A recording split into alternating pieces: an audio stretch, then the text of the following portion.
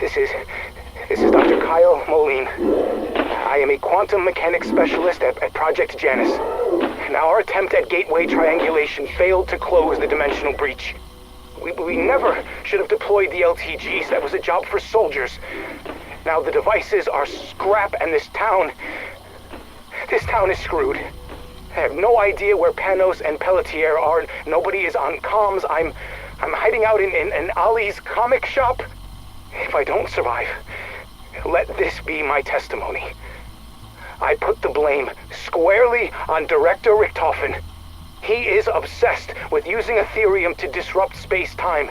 That much I knew, but there was so much more I didn't. I assisted him with the containment sphere. Sam had become erratic, even defiant. Richtofen didn't give a shit. He just kept plowing forward. He was more than willing to risk what's happening now for whatever he was really after. I can't imagine what would motivate anyone to go this far. Considering what he's done, I hope he never gets it.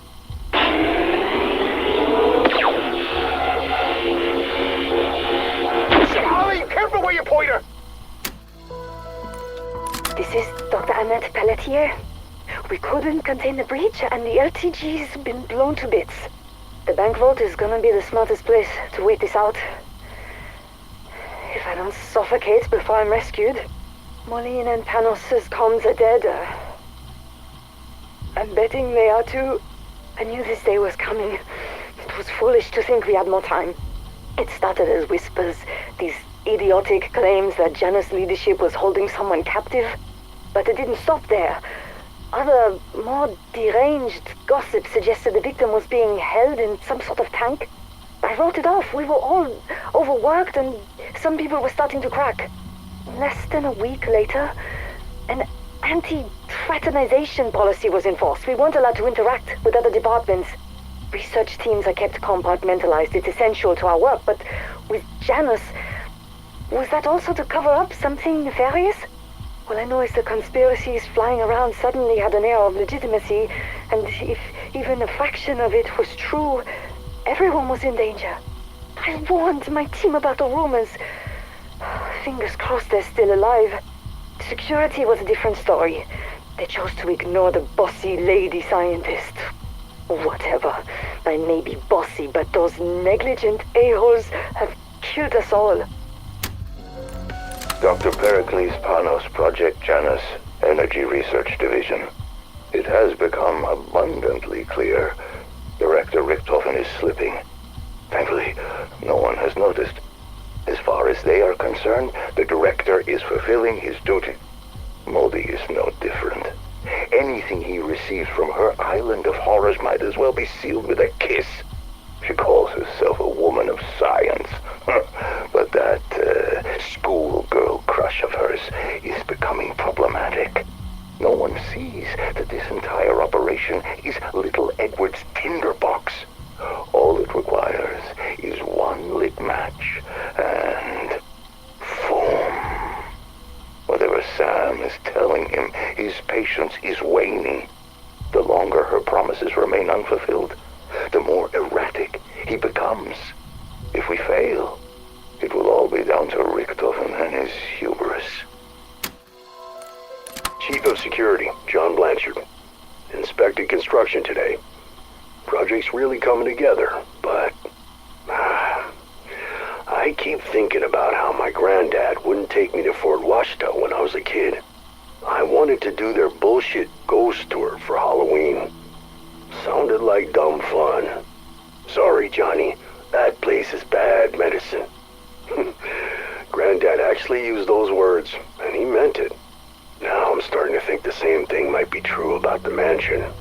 I'd like to believe Josiah Shem didn't know what he was doing when he had his flock build the place. If he did, then he got what he deserved. Shem's folly. Ain't that the truth? Every owner after him, captains of industry, gangsters, you name it. All their money and power couldn't save them. Shit like that doesn't just happen without other forces at work. Granddad knew that. But that's where the Director wants to bunk down. And I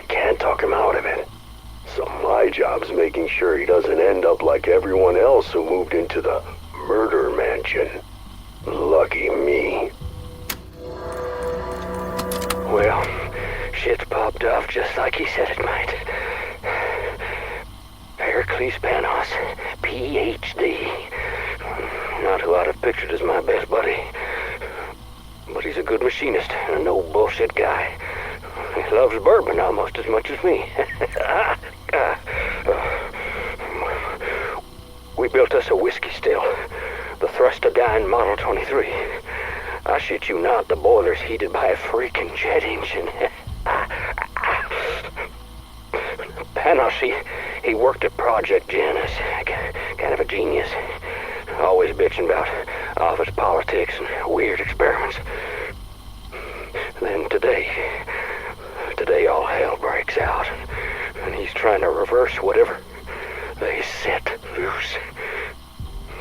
He tracked me down, and he gave me a diagram. Claimed it could turn the Thrustodyne into a weapon. All I needed was some wire, a handbrake, and a pressure gauge. I only managed to fetch the engine before the maggot sex damn near tore me apart. Oh, hell, I'm too beat up now to go gate crashing. Need a lucky rabbit's foot just to survive out there. May as well fetch my own funeral wreath.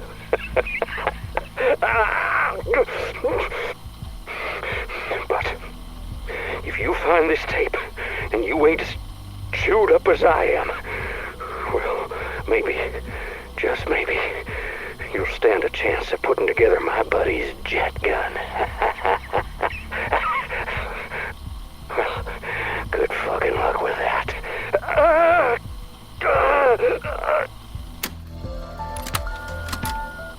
Hey, Joe, Etherell is selling like hotcakes. First run of 500's already gone. And folks are coming in just to get a picture with the statue. Now, don't worry, I won't turn it back on. Especially since I finally got the wall fixed up from the last time. Oh, hey, speaking of, Sheriff came over, barking about Janus suits getting all up in his shit, asking about that night. He wanted me to take it down, but I told him hell no. It's a tourist attraction. Oh, plus, we worked hard on it. Anywho, I'm gonna head out and print some more. Hey, your ass better be writing issue number 2. That's it, Carl. We ready to roll out. You go ahead. I'm doing one last sweep through town.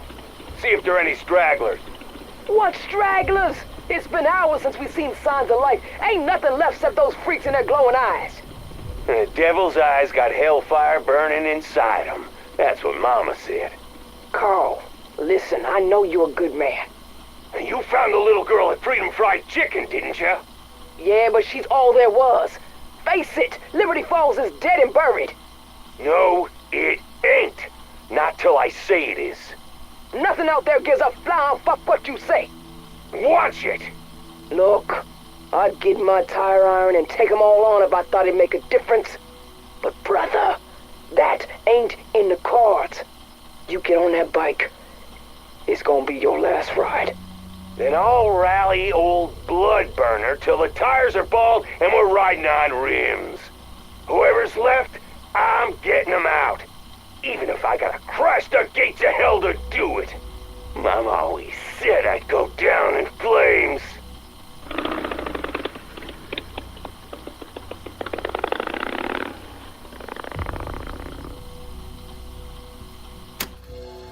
Whoever may find this, I want to let it be known that this community summoned this wrath upon itself. This church was a hollow vessel. Our prayers dwindle into a quiet whisper. Children running rampant with no humility or respect. Their satanic music playing incessantly. All of them sat in front of their television sets, worshiping that false prophet, blocking out the divine life. Those towers were built to test our faith, and we had none to hold back the evil within them. Janus people filled my church, drank my wine, asked for forgiveness. I was overjoyed. My pride blinded me from seeing their true design. Liberty Falls was chosen to be the genesis of the end. I gaze upon this rapture with calm and serenity as I await the warm embrace of paradise.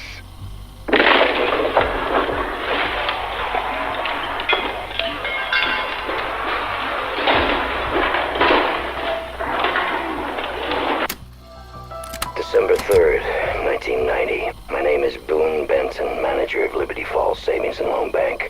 In the event that something happens to me, I want the following to serve as legal testimony on my behalf. First and foremost, I always had the community's best interests at heart. When Project Janus chose this town, I saw an opportunity to change our lives for the better. Well, you know what they say about roads paved with good intentions. In the beginning, everything was above board, not a penny out of place. Project Janus has set up personal accounts for all their staff, relocating Liberty Falls, which felt like a preview of the good fortune to come. Then, Director Richthofen approached me about conducting payroll through the bank, which seemed like a strange request, and those European investors got involved and ruined everything. Helping Project Janus is one thing, but the Avalon folks, they weren't like us. People here know a hard day's work. We're not criminals. So when I was tasked to set up a financial pipeline for them, I refused. I wouldn't participate in whatever money laundering scheme they planned. Richthofen assured me it was just how they preferred to handle funds for the project, but I'm no fool. I know a devil when I see one, no matter how fine the suit. I still said no. He was very clear. If I didn't do as I was told, his investors would make me disappear. Then they go after my family and anyone else that they saw as problematic. Blood of this town would be on my hands. Oh, Jesus wept. What am I gonna do?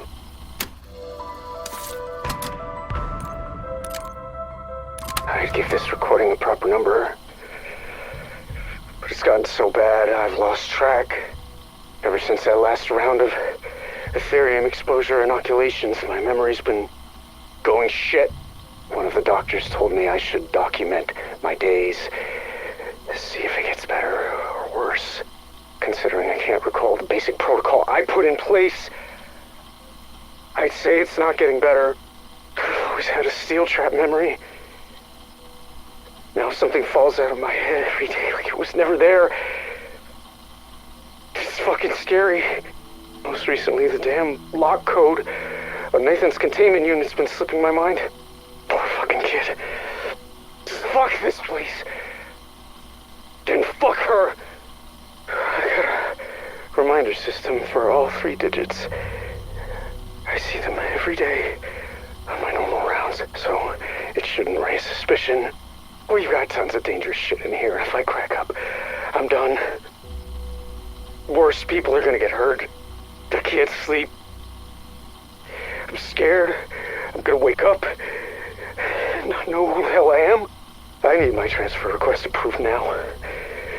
Being here is like putting my brain in a paper shredder. Dr. Armudi, Terminus Island personal log. Our site is now running entirely on an Ethereum-powered reactor. I must give credit to Duffer for his interrogation prowess. For 3 years he worked on Strauss. Combined with constant surveillance, we finally cracked him. He revealed the benefit of growing crystalline organisms to harness their biogalvanic energy. Once we had that, R&D was able to move very fast. The maturation pods practically built themselves. Naturally, Edward is over the moon with the prototypes I sent, not to mention he no longer has to pay our power bill. This secures our status as Janus's premier research facility. Granted, that was never in question. There are murmurs I might transfer to the director's site. Obviously, working alongside Edward would be ideal. More budget and resources, most certainly better food. The dimwits plaguing my payroll who believe it's haunted would love for me to go and never return. However, Edward casts a long shadow. Here, I rule. There, I would serve. I'm willing to maintain the status quo for now. Perhaps with a new chef. As of today, I've been at Janus for 4 months.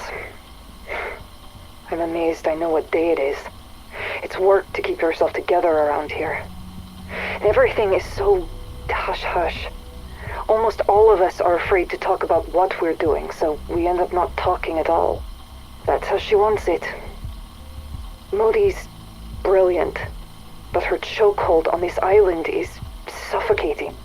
My current theory is our end result will be renewable energy via organic material, which is exciting. That would be worth all of this isolation. However, I was walking by the shipment bay today and bumped into one of the crates. It fell and cracked open. Body bags spilled out. Lots of them. I don't think we have that many people on the island. Of course, I don't have full access, so who knows. I guess I shouldn't pry, considering the volatile state of my little side project. Wouldn't want higher-ups sticking their noses in that. And yes, I still don't know who I work for. My pay stubs tell me nothing. Could be CDC, DOD, a bored billionaire. No idea. Honestly, just thinking about it has my mind running in circles. It's a distraction. Enough dwelling. I need to focus on the resources that brought me here. Alright, February 5th, 1991. Yet another glamorous day in the life of Station Chief Althea Maxwell. If only Mom could see me now. Richtofen's inability to keep his favorite pet, Modi, in check has become an unending aggravation. She gets anything she wants. Our budget's skyrocketed, and guess whose problem that is? And the protocols she gives me? Utterly condescending. You know, this isn't my first rodeo, and she seems to feel the need to micromanage everything I do. Don't label anything. Use only serial numbers. Careless talk costs lives. Oh, blah, blah, blah. Seriously, just shoot me now. Thankfully, the cheap-ass firewalls Project Janus have in place are easy to bypass, so the station chiefs all stay in contact. I swear, it's the only thing keeping us from going insane. And every one of them has assured me multiple times they never have to put up with shit like this. Look, I know Richtofen values results over anything else, but what is she working on? And why is it so important to him? Honestly, does he even know? I mean, it's been months since he showed up for inspections. Rumor has it, people are disappearing from inside the mansion facility. I assumed our dear director might have been one of them, but nope. Their SC says she's seen him around, so I guess he's still kicking. I asked Dr. Modi if she planned on transferring there. She told me Terminus was her home, built for her by Richtofen himself. The way she said it, made my skin crawl.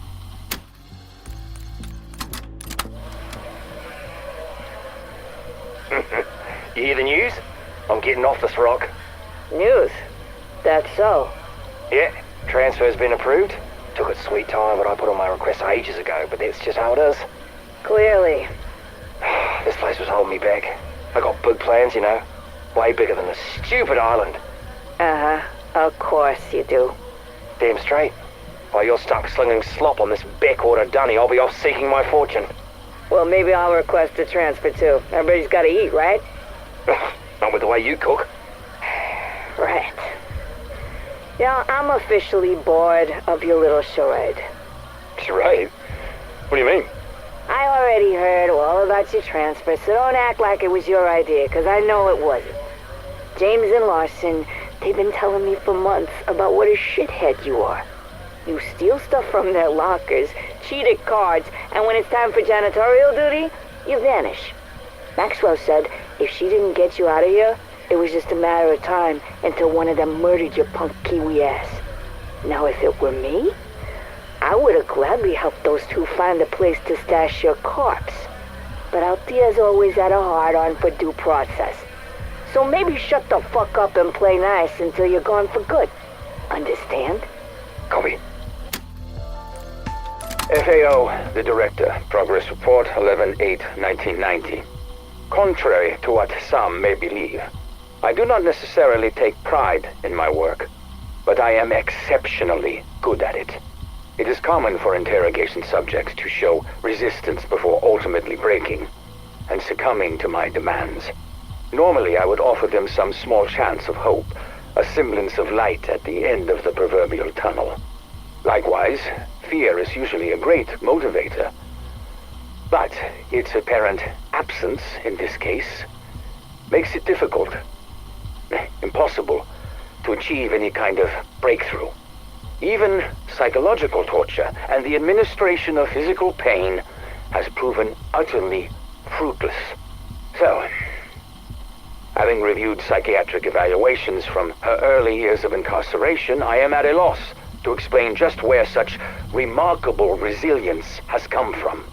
However good I may be at my work, I am forced to conclude that this individual may be of no further use to our program. Were it up to me, I would recommend that Miss Gray be terminated, or at the very least marked for biological experimentation. Regrettably, it is not up to me. October 16th, 1989.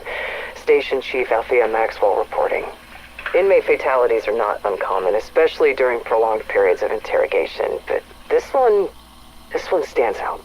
I guess it's natural for subjects to attempt to comfort each other. I mean, seriously, cry me a fucking river, right?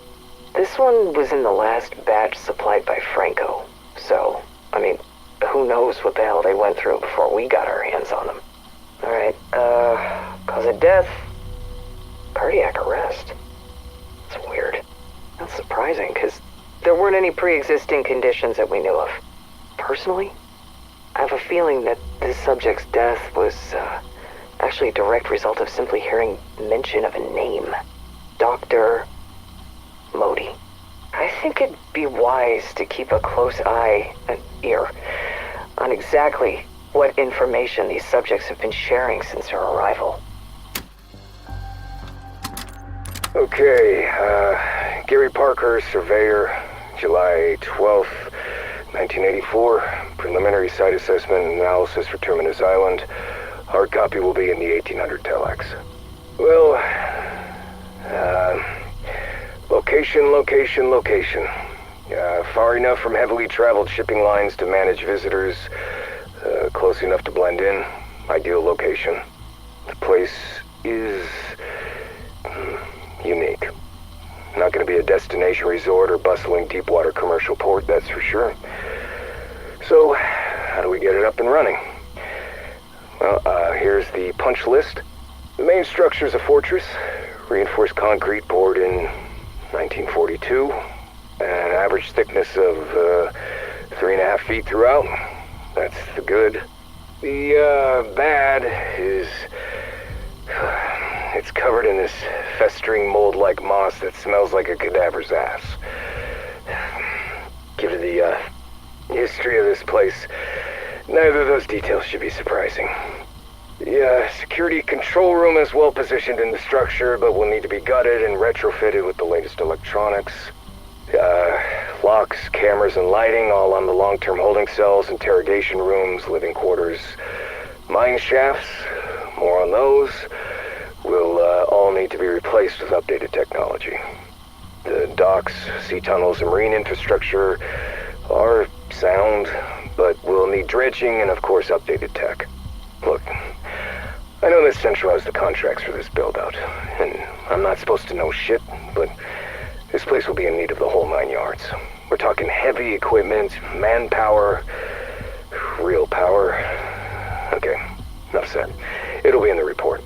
The helipad, while adequate in size, will need to be retrofitted to handle the gross weight of the next-gen rotary wing aircraft. And, okay.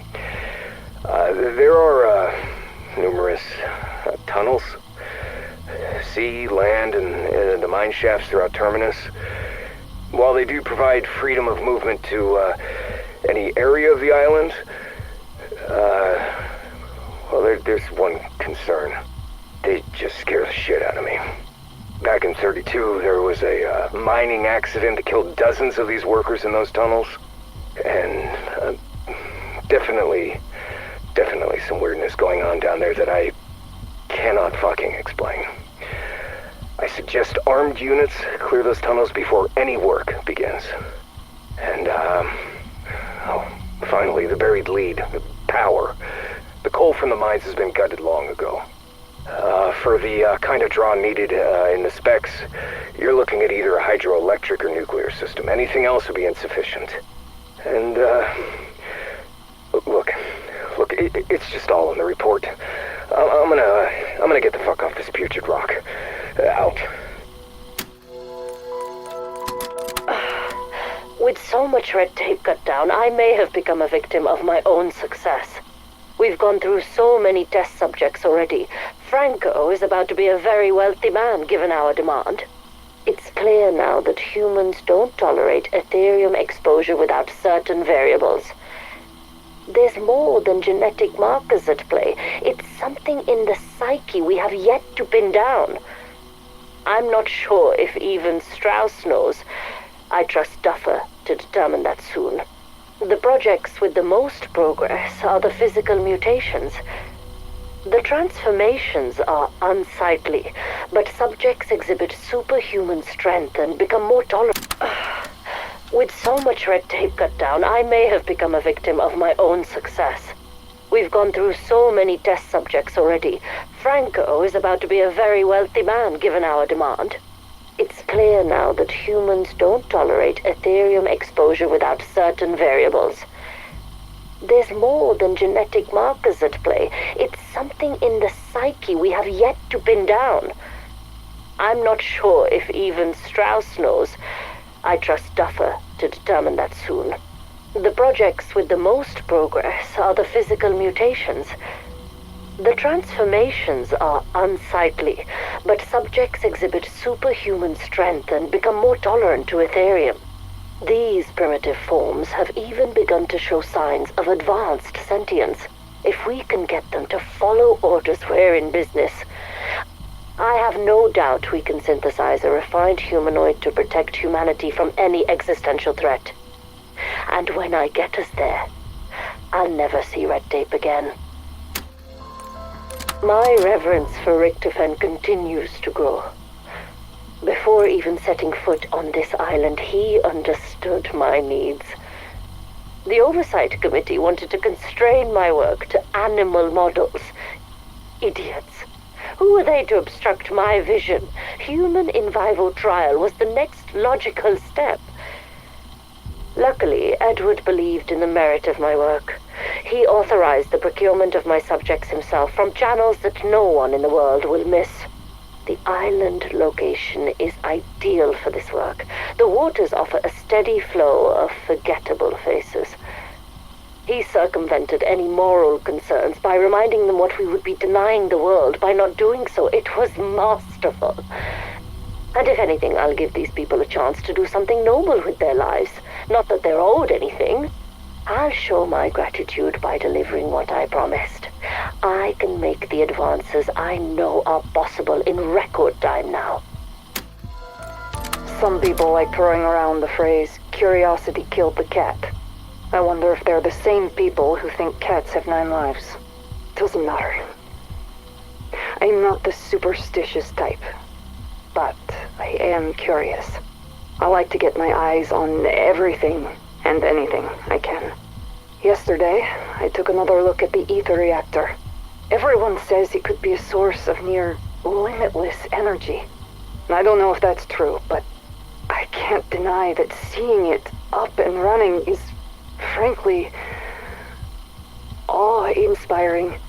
I would call it a miracle of modern science, but I think such a phrase is insufficient. So many things don't quite add up. No matter how many people I talk to, I still can't figure out what our real goal is here. And the term supernatural keeps getting thrown around, but that doesn't doesn't sit right with me.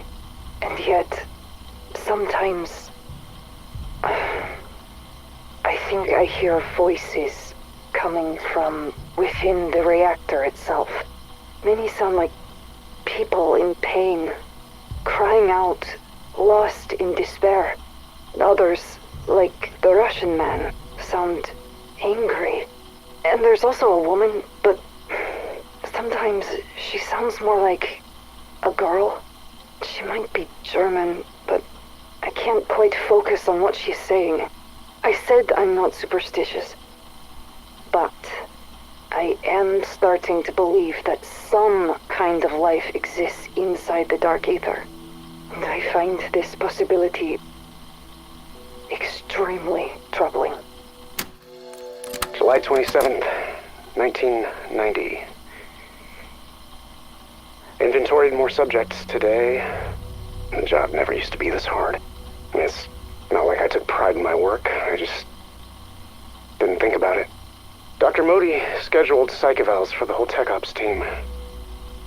She says she wants everyone at their best. I think she's trying to flush out the non-believers. When everyone pops up, she makes sure they're dealt with. Out in public, where everyone can see. Honestly, if you're bent on maintaining order, fear tactics aren't a bad way to go. Maybe I can get reassigned. Take a break from receiving. At first, all the subjects were just serial numbers with faces to me. I never really thought about them. And now I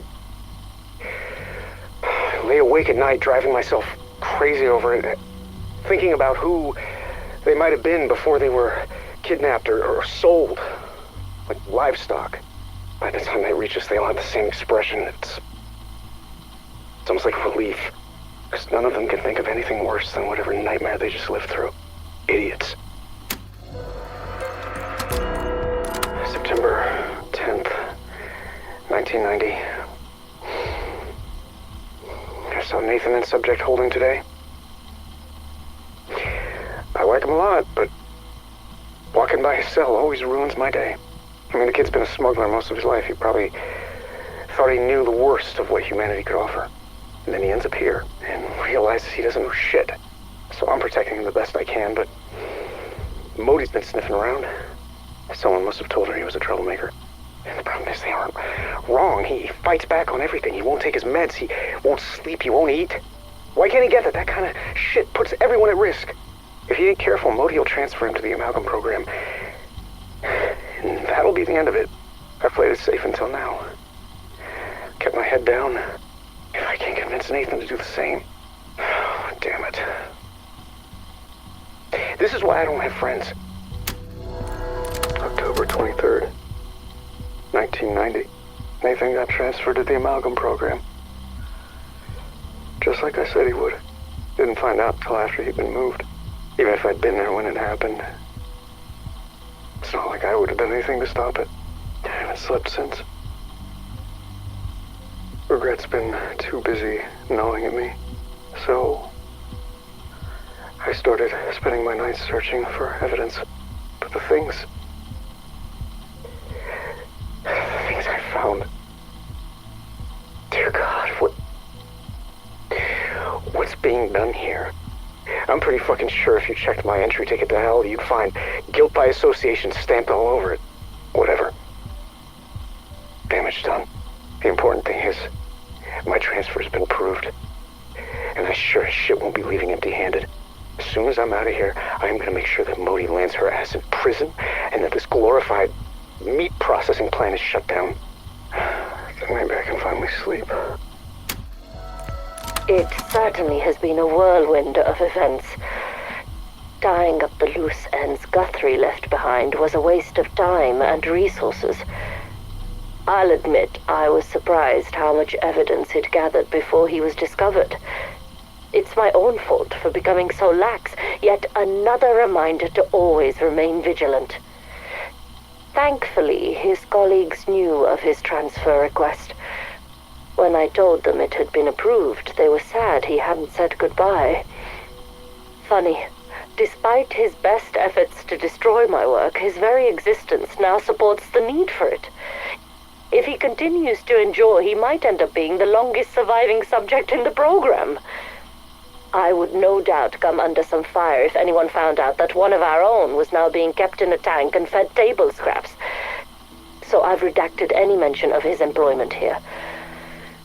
I'm currently determining how sentient he is. Guthrie, a patient 13, hasn't spoken since the early phases of his transformation.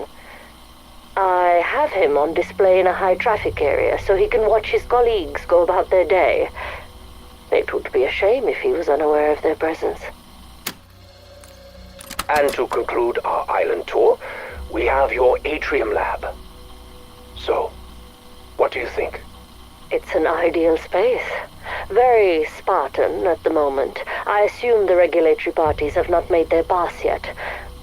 Once they've made their structural safety recommendations, I will, of course... Dr. Modi, I would never waste your valuable time with such trivial matters. This is your island. I trust you to make it your own. Now, energy and weapons will pacify the backers, but I chose this with your biological experiments in mind. That part of my portfolio is considered controversial. Many have called it torture. We are a rare breed, my dear doctor. You and I both know the price of true progress. It is that work which brought you to me. I will not allow you to be shackled by idealistic bureaucrats. In return, I expect you to deliver, by any means necessary. That won't be a problem. Ah, good. Then we understand each other. Welcome to your new home.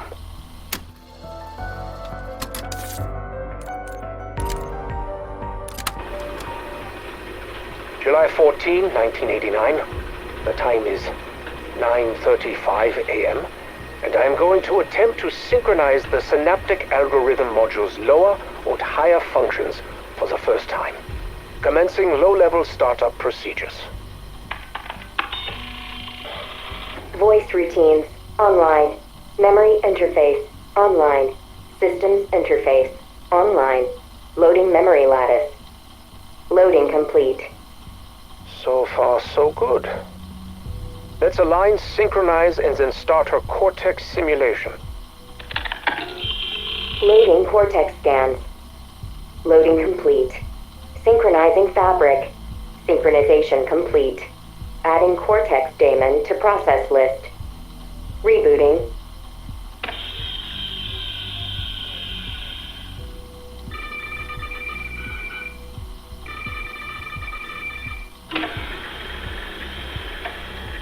How are you feeling, Sam?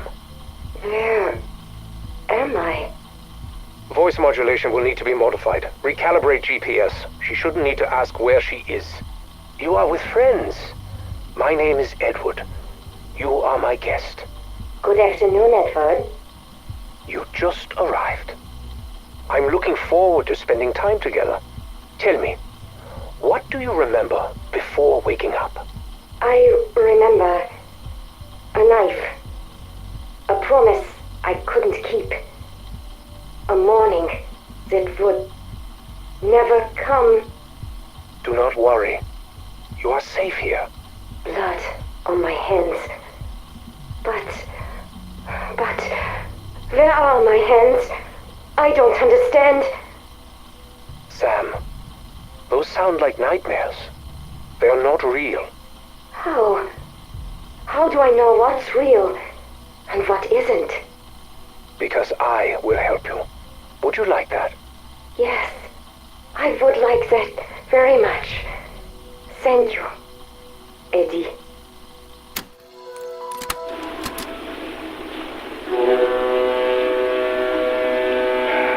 You're quiet. What's going on? Just coming to grips with the fact that I let Richtofen almost get us killed. Yeah, well, try not to dwell on it. It's embarrassing for a man at your station. Well, former station. Cut the shit, Mac. Just admit the last 6 years are my fault. You should have left me to rot. Stop. We just got started on whatever this is, and your woe is me bullshit is already wearing on my last nerve. I got no patience for it, and I really don't want to do anything rash.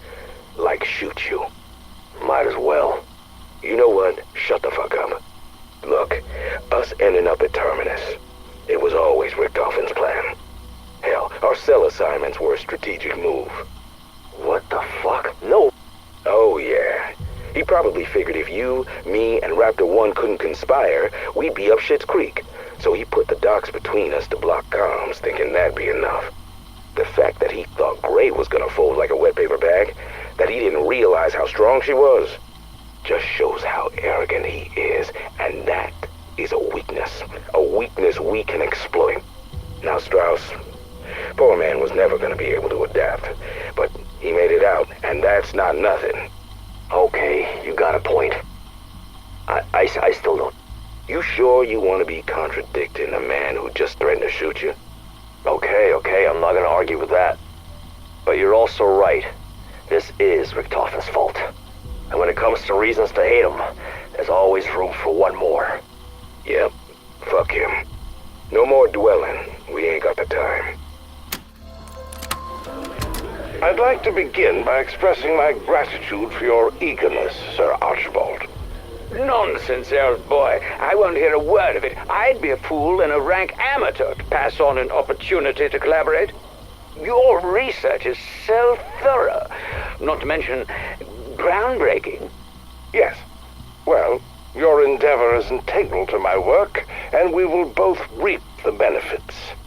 Now, it's of vital importance that you don't let the reputation of the place color your senses. Yes, I've been conducting inquiries as to the procurement of local workers, but thus far it's all been coming up a little empty. As far as I can tell, no one wants a damn thing to do with the place. If you ask me, the whole thing smacks of hysteria, which, between us, could be quite the positive. What?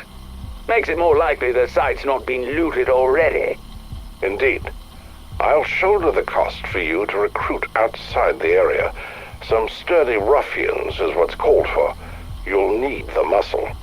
Given the amount I'm shelling out, I expect you to run a tight ship, Sir Archibald. This excavation is to be efficient, targeted, discreet, and do not return without the artifact in hand. You have no fear. I wouldn't dream of it. We Fotherington Smythes are a tenacious lot once we set our minds to something. Good man. I wish you luck on your travels. I imagine we'll be much changed the next time we see one another. Now, another spot of port. Rather. So, you wanted to talk to me, huh? No, Franco. You need to talk to me. Kraft. Do you have his location? He's in Avalon. This I already know, but you are my man in Avalon. I expected more progress. Excuse me? Who... Do I need remind you of Kraft's importance with regards to the artifact? If this is a question of money... No, not money. Logic. If this is to further the research, fine. But if this is some personal vendetta, then we may need to reassess, huh? Get Kraft, locate the artifact. It is not complicated. Unless you lack focus. Oh, la. Careful, Director. You are walking a thin line. You have the information I sent on how best to ensure Kraft talks, yes? Yes, it's very specific. You're one sick fuck, aren't you? Perhaps. But my methods get results. Look, I go down this road. It will get messy. You sure you want this? I mean, considering your history with Kraft. Our history is of no concern to you. Concentrate on the task. Stick to my instructions and get it done. Understood? Understood. Okay, tell me, Sergei, what have we learned today? We have learned that 72 hours without sleep causes vivid hallucinations, violent mood swings, and dehydration. Richtofen warned me that Kraft can be a bit stubborn. If that's what it takes... I was referring to me. Everyone has their breaking point, huh? Well, I have reached mine. I have been at this for 2 weeks. day in and day out. What do you think, huh? You're punching a clock? Hourly wage for your efforts? Effort means nothing. Outcomes matter. The artifact, where is it? How do we find it? If he knew where it was, he would have told me. If he knew anything, he would have told me. He won't talk. You're aware of the lengths we went to get him, huh? To bring him here, huh? Find his weakness, or I'll drop you back in Grozny. Reacquaint you with your old friends. And same goes if I catch you drinking on the job again. So stay the fuck out of my wine cellar. Where to begin? No, not talking about von List or any of that in Leipzig with Franz. Before all of that, back to the kernel of the curiosity that led me to all this. I was a young boy of no more than 10. It was fall.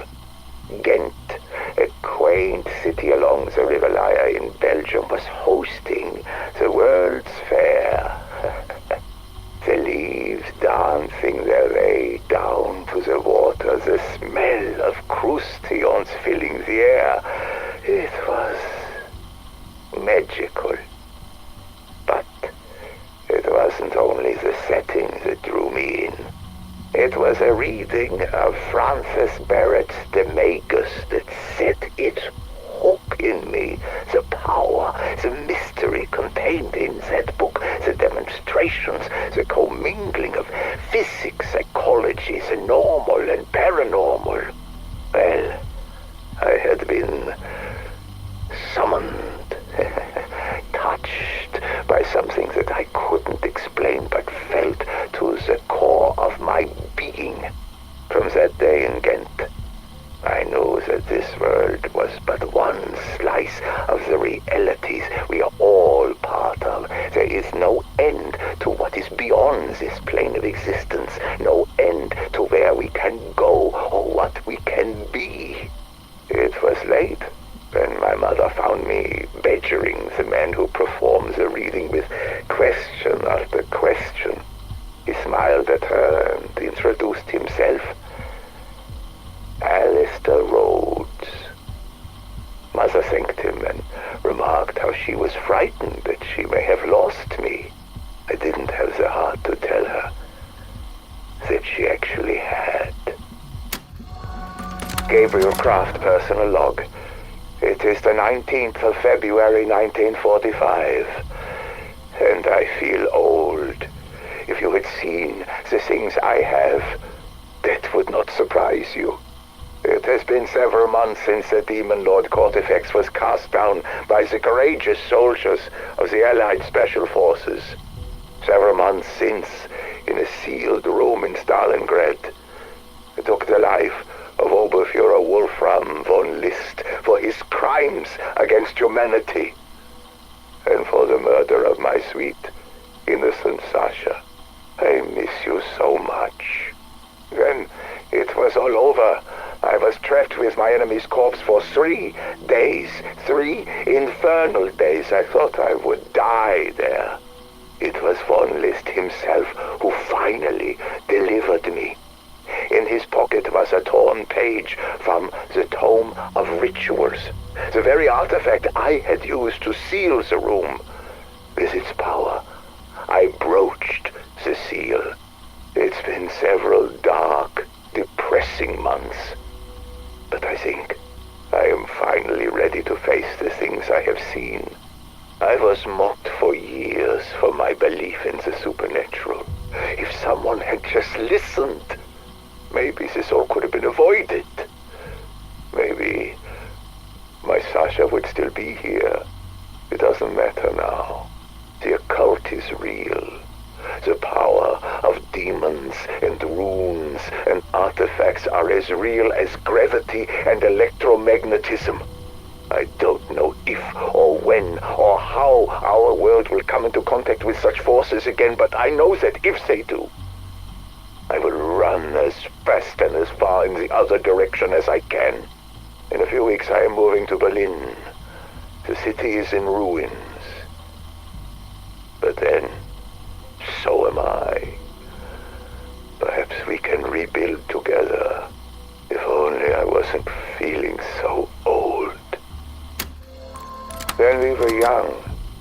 Sasha and I often spoke of children. It was our dream. A cottage in the country, plenty of land where we could raise our little boys the right way. But there was school, and then there was work, and then Sasha never got that little boy. So I went to an orphanage in the city today. For Sasha. There was a boy. A sickly, starved thing like all the rest, maybe 10 years old, but there was something in his eyes. I spoke to him for hours. He reminds me of Sasha. Sharp, logical, a dreamer at heart. They would have loved each other. The boy suffers from memory loss. His childhood, his parents all gone. His name, Edward, is the only thing he has left. He doesn't understand the world, but he wants to. We're alike in that way. He's asleep now in the spare bedroom. My adopted son. I don't know what comes next. But we're in this together now, my Eddie and I. For better or for worse. The boy is having nightmares again. The terrible things. He wakes drenched in sweat, screaming that it's his turn. He does not remember in the morning. I am beginning to wonder if he is actually taking the pills or if he is just lying to me. Either way, the boy needs a fresh start. Something to help him forget the things that haunt him. Perhaps we both do. Weeks ago, I applied to a project in America. My background in the occult and my unique field experience make me a perfect candidate. I can't say too much even here, but the work is exciting. An excursion along the frontiers of science.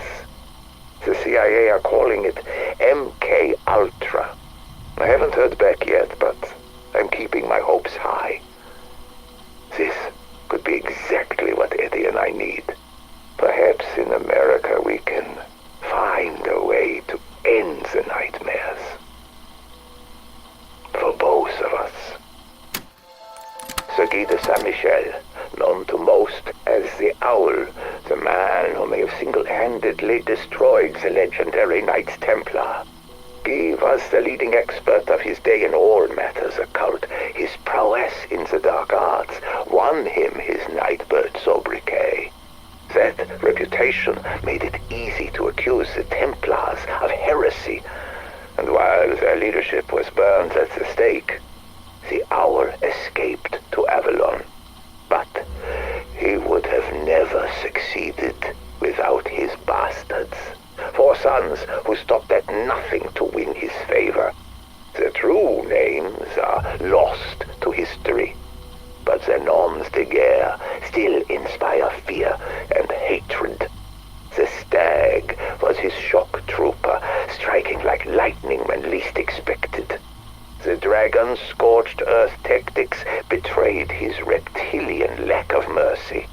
The Lion was the brightest of the 4, always keen to please his master. And the Raven, like his father, was a creature of the shadows. And although they served him faithfully, the Owl would never acknowledge their birthright, much less knight them. Nor would he give them what they desired most: love, respect, recognition. They were useful as thugs, enforcers. Sadly, all relationships, even those built on love, respect, and recognition, will break in time. But the bastard's reign of terror in what would become Avalon echoed through the ages, giving rise to the French Syndicate.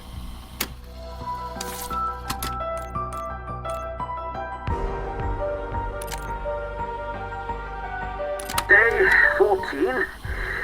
Marjorie, comma, dearest, ellipses.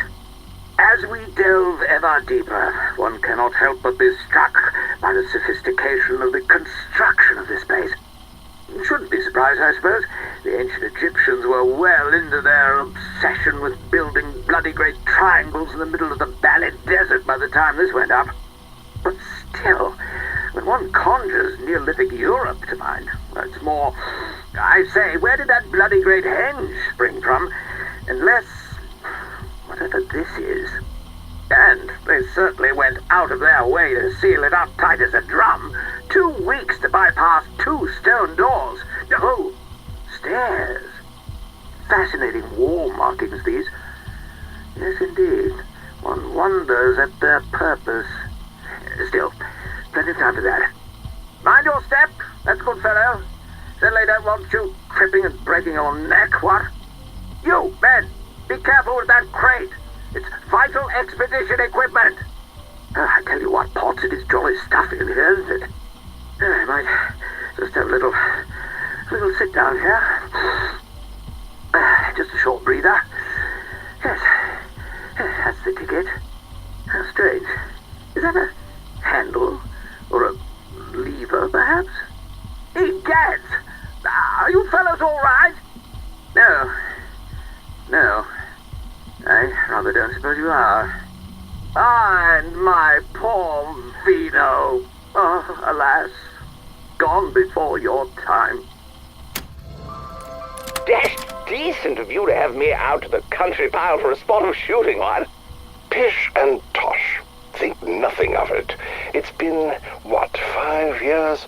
Far too long. And besides, my motives aren't entirely altruistic. Truth is, there's a small matter I want to discuss with you, but that can wait. After you. Ah, finally, into the inner sanctum. I say, this is quite the private archive you have here. Is that a first edition of Description de l'Egypte? Naturally. If you don't mind. And these artifacts, all spoils from your expeditions, I suppose? In the main, yes, with a few personal curios thrown in for good measure. Oh, by Jove!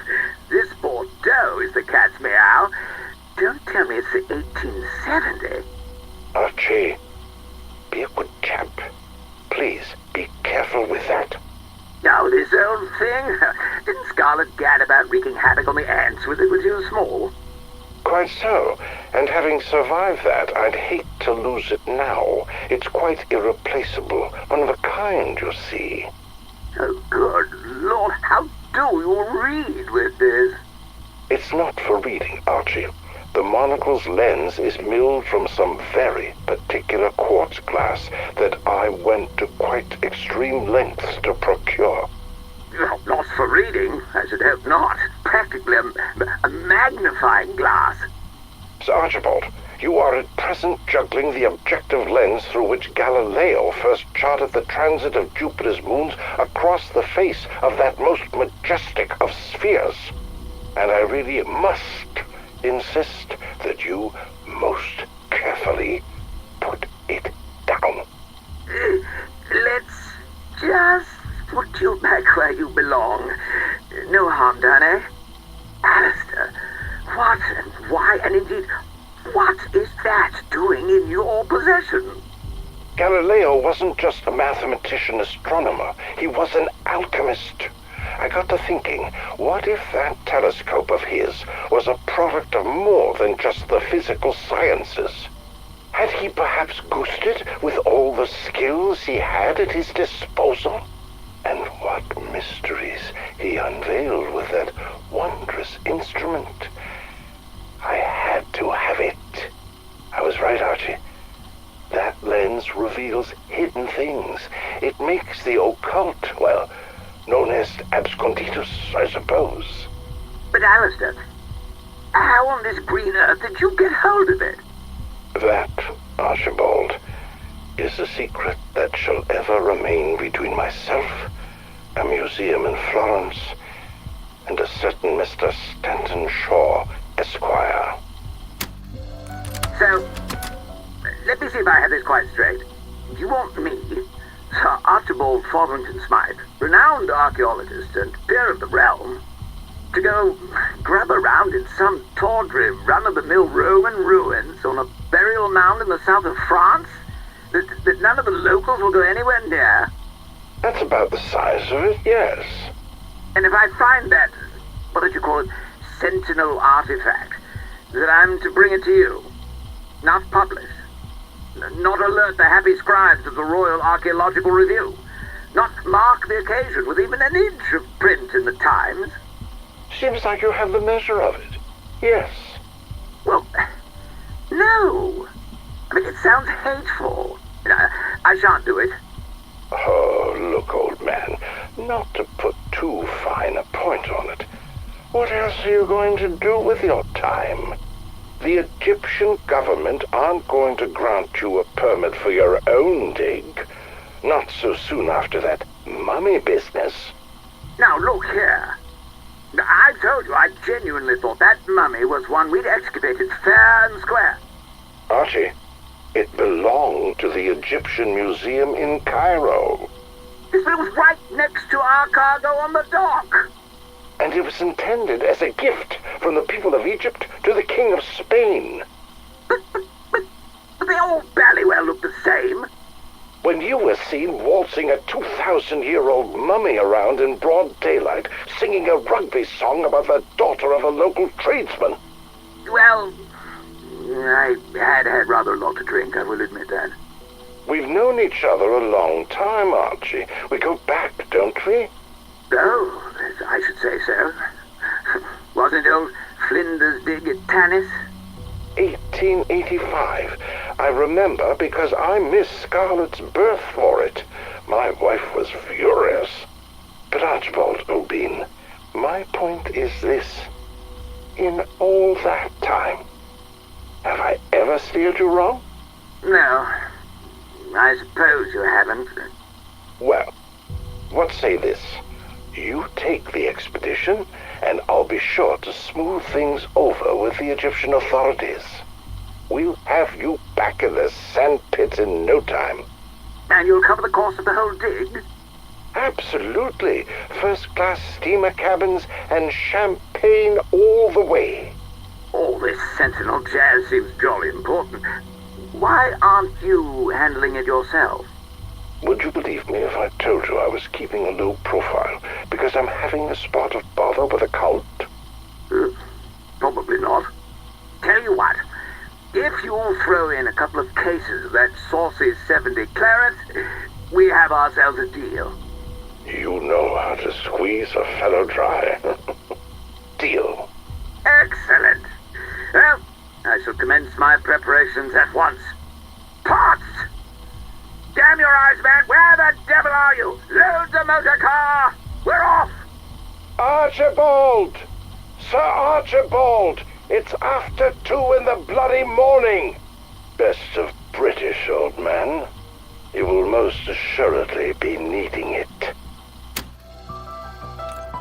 Sir Archibald Fotherington Smythe, personal diary, date 5.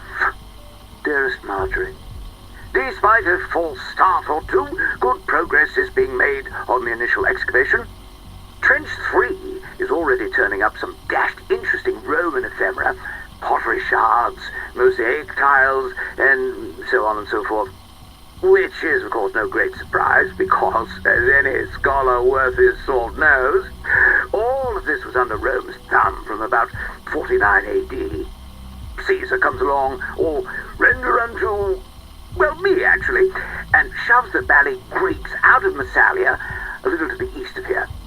Anyway, what makes this place so remarkable is its one jolly great earthwork raised by Neolithic tribes, a place to store their stiffs thousands of years ago. Probably took those pagan devils hundreds of years, what? Why, yes, Pot, I would fancy another little snifter of sherry. Most kind, most kind. Now where was I? Ah, yes. Skip forward a couple of 100 years, give or take, and Lucius Ranius Optatus, the local head honcho, spots that the peasants are still hanging about the place. venerating ancient traditions, burning offerings to the old gods, frolicking, naked under the full moon, I should imagine. And so Optatus declares, no more, I say! Levels the top of the mound, builds a shrine and his own tomb, complete with his own physog cast in copper, and has his legionnaires round up the locals, demanding that they worship him as a living god. So, when they say, we'd rather not, old boy, he butchers them, then sends his men down into the depths of the earthwork to desecrate everything they can lay their hands on. Utterly rum show. Now, here's the thing.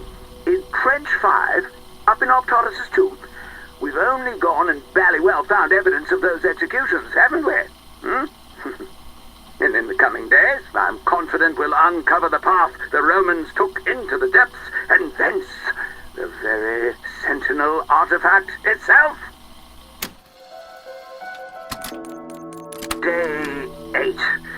My dearest Marjorie, having carefully block and tackled our way into the main site, exploration can finally begin in earnest.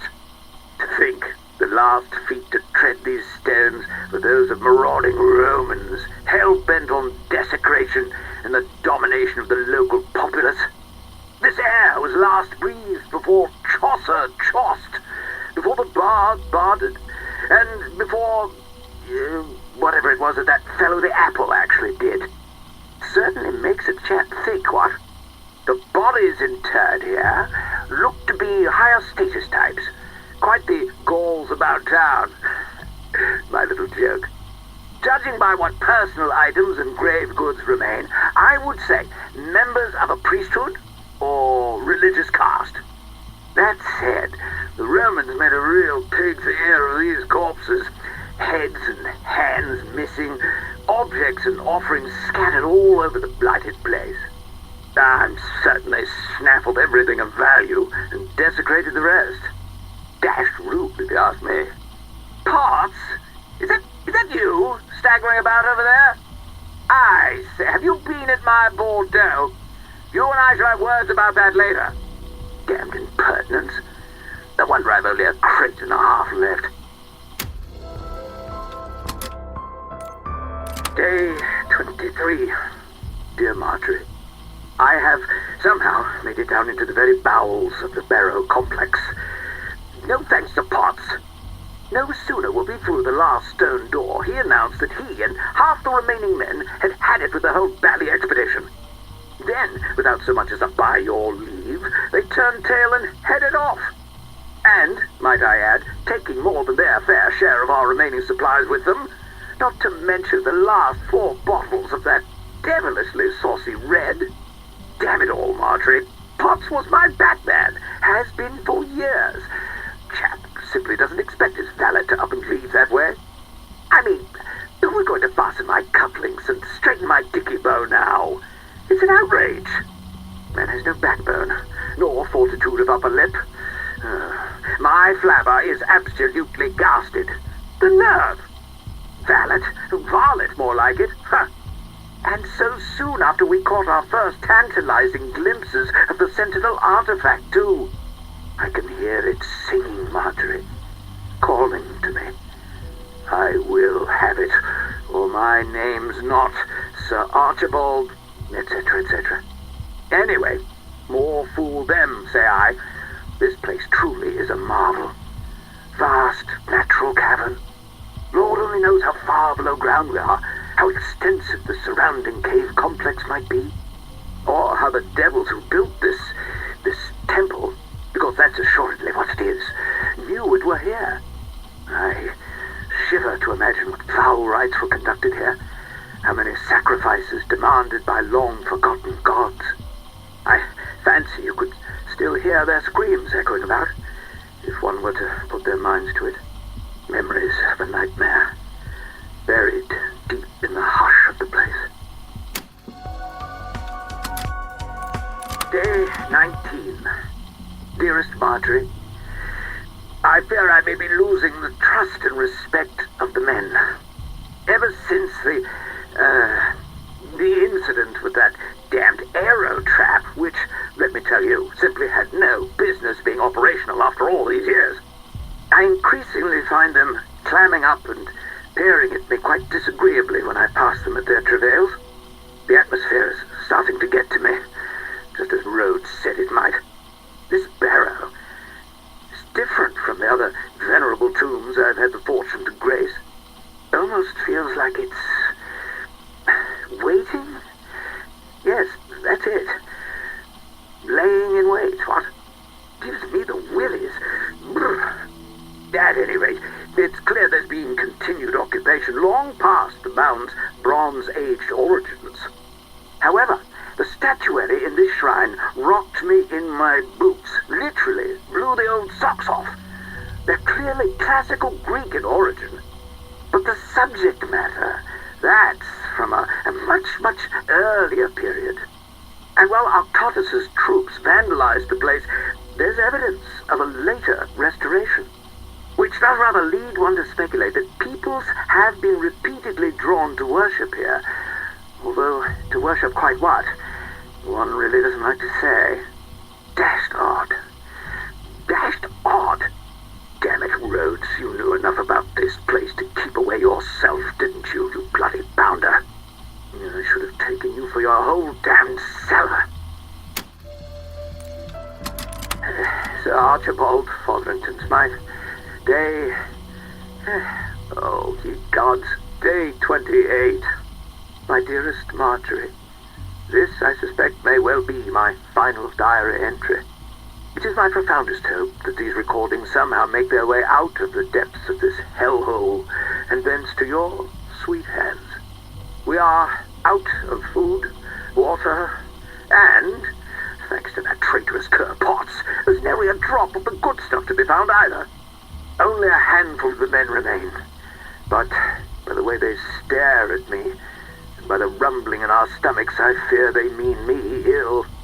This place, Marjorie, this place, it is a veritable cornucopia of horrors, an affluence of primal terrors, but also an oasis of beauty and wonder. I wish you could have... No, I wish I could have told you all about it. Potts, you damnable rabble, is that you? By Jove, you'd better have at least 2 bottles of my claret with you by way of a peace offering, or, I say, awful pallor you have there, old man. I know none of us have seen the sun in weeks, but you look really quite dreadful, what? Damn. Now look here, I've been more than reasonable. No, keep those grimy claws to your... Wait, claws? Stay back. Back, I say. To arms, men. We are attacked. We are attacked. To the Nexus. We shall make our stand there.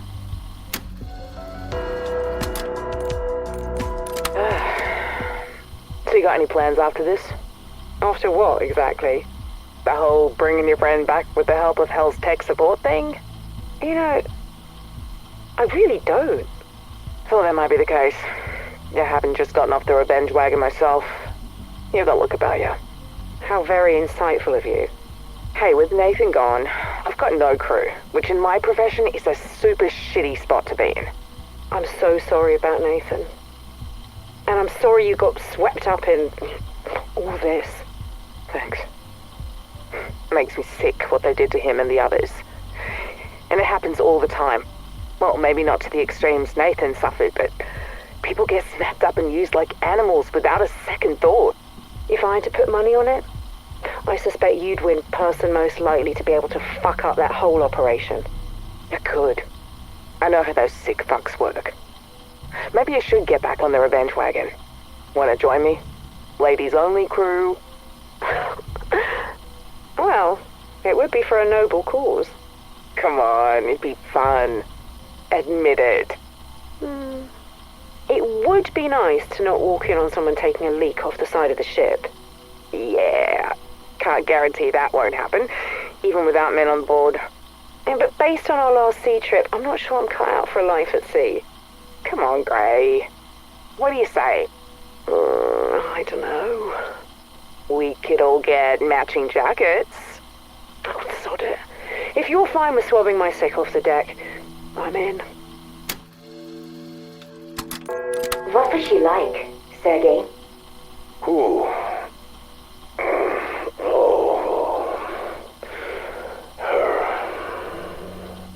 I don't mean to pry. It's just that I have her memories. I talk like her. But I don't know what it was like to be around her. Short was me. Why do you care? Because we need to understand each other if we are to work together, Sergei.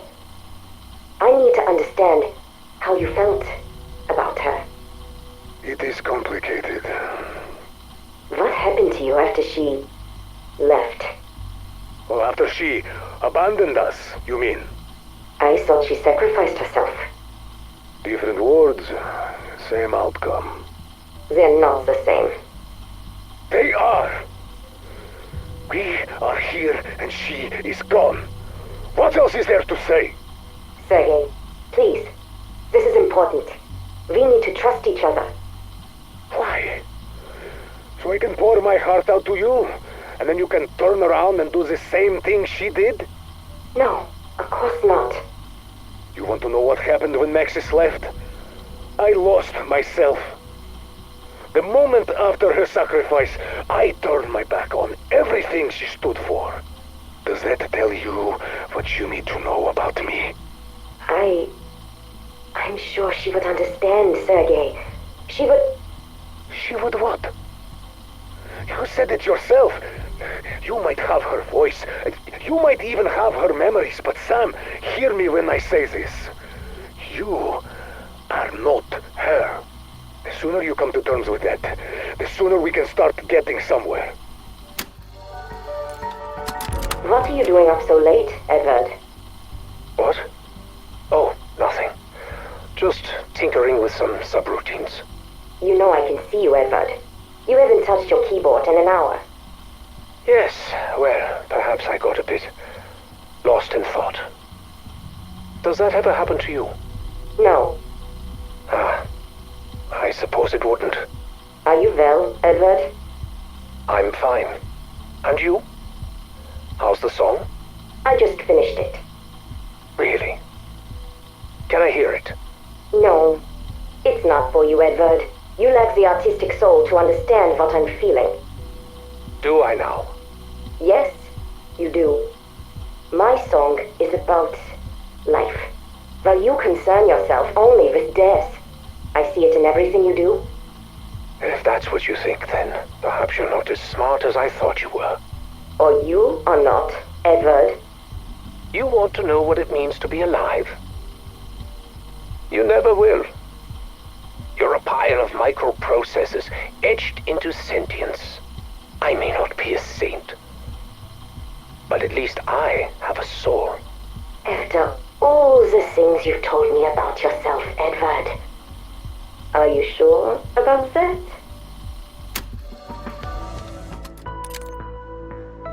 Edward Richtofen, Project Janus, Cloning Clinical Study Report.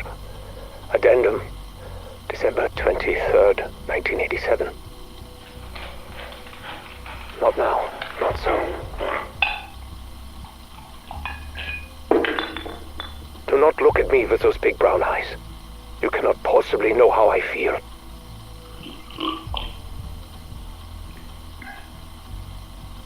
Do you feel like a failure? No. I am the failure.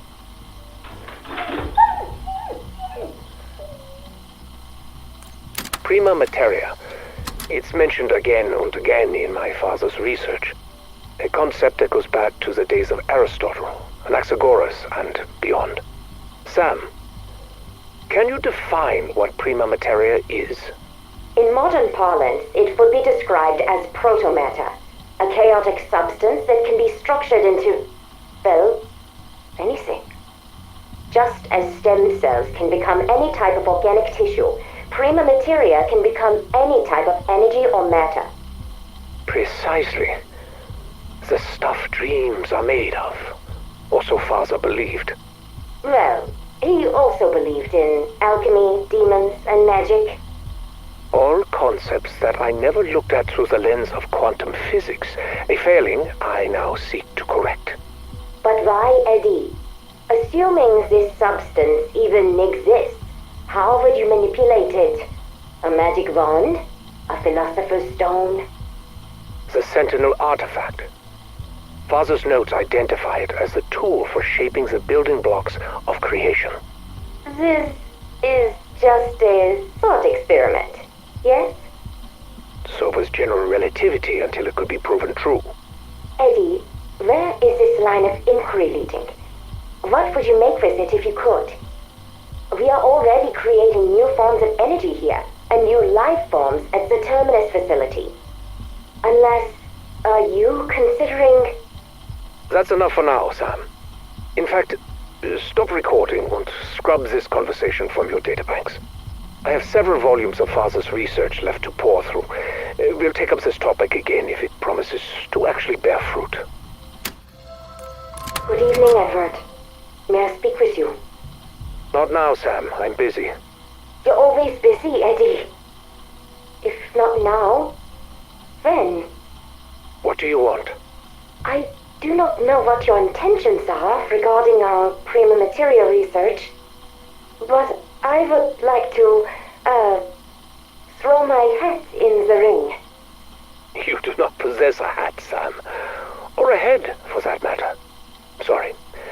What are you suggesting? I propose the prima materia be used to generate a functioning biological body. Sam, I do not think that would be an appropriate use for... Why?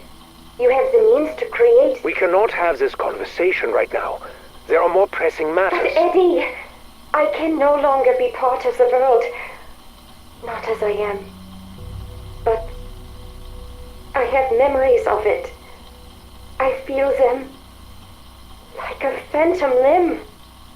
As I am, I cannot experience the world as I remember it. The memories I make do not match the ones I have. I am two separate beings, at odds with myself. I exist in darkness. Sam, Please, Edward. This is not a life. Enough. You must learn to be content with what you are. You will never be anything more. Sometimes I do not know what to believe. I remember little of my early years, but I do know that the man who raised me was Gabriel Kraft, my father. My memories are indistinct. I was not always a good listener, but he told tales of magic, superstition, and demons. I wanted only to believe in science, in fact.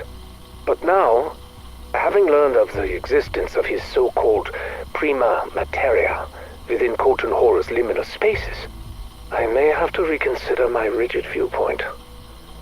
My rules. He spoke of how prima materia could bring and create life itself. However ludicrous this idea may have seemed to my younger self, at this point, I feel further research is warranted. I will lead this endeavor personally, enlisting only trusted associates to ensure the program does not spiral out of control. It would also reduce the risk of us compromising the security of our work. After all, you never know who or what may be listening. Especially as I think there may be something more significant about this house. Something beyond even my understanding.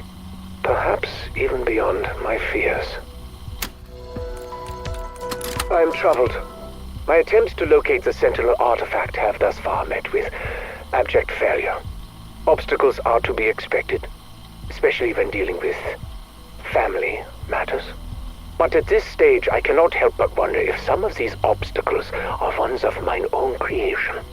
I would give anything to be able to see and talk to Samuel and Mary again.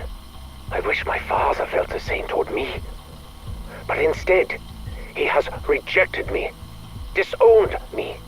The stubborn old fool believes I am embarking on a misguided and dangerous path.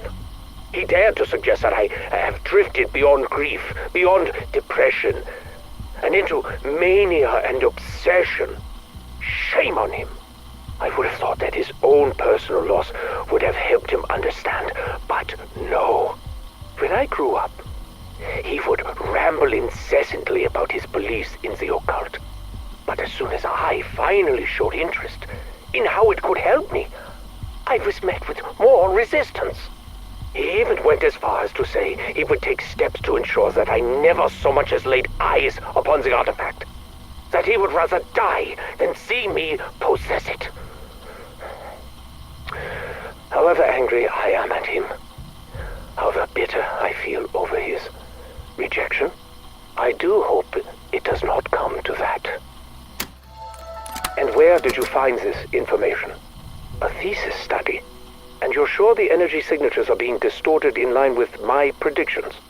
I see. Have you spoken to anyone else? Good. You have done well. I'll be in touch. Finally. I must purchase that house. Get the right people on board. All that searching, and it was on my doorstep this entire time. To think it would be anything more than a derelict fire trap. And the locals are already so scared of the place. It's a perfect deterrent. I still cannot believe it. A real target. No more of Modi's experiments. I'll need to come up with a new venture to keep her occupied. Keep her out of my hair. And I'll need a team to identify where the liminal spaces are located. But what do I tell them? Not the truth, obviously. If our investors found out. Whatever. I will think of something. Now, how to access them? That is the real question. I wonder if one of the interns could track down a copy of that thesis. I'll do that later. There's so much to prepare. December 7, 1989, Edward Richtofen recording. Progress in accessing the liminal spaces has been slow going, with achievements fewer and farther between. After the setbacks suffered during the initial mission, we were delayed selecting suitable replacements for our scouts. Personnel proficient enough to carry out the objectives, but not so critical that their loss to near instantaneous decrepitude would cripple our efforts further still. But today was a good day. 3 people were sent into the Colton space and successfully returned without incident. Given his cowardice in life, we assumed he would be the least likely to pose a threat. So far, that has proven to be true. We still need to find a way to stabilize the access windows.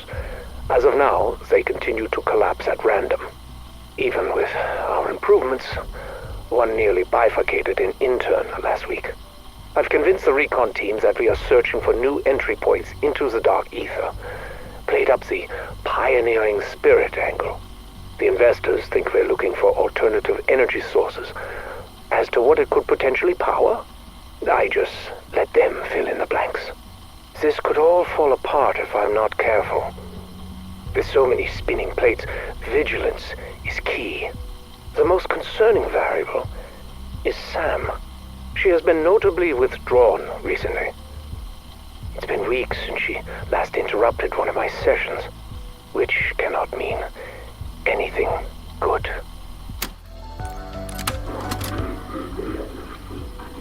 This is John Blanchard reporting my preliminary sweep of Liberty Falls since the loss of our strike team. It doesn't look like planet Earth out here. Something is taking over. The air is heavy, almost corrosive. It hangs on everything. I feel like I'm choking just standing in it. I can barely think. Liberty Falls is gone. It's a boiling pot of chaos. We have to stop it from spilling over. Fucking panels.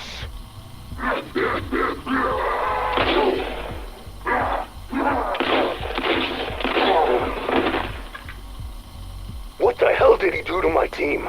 And who the fuck was he talking to? It's like he's possessed. He's part of the chaos now.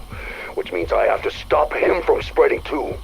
Motion-activated camera showed him arriving at Janus Towers right before it shorted out. Once I'm done here, I'll chase him down and put a bullet right in his crown.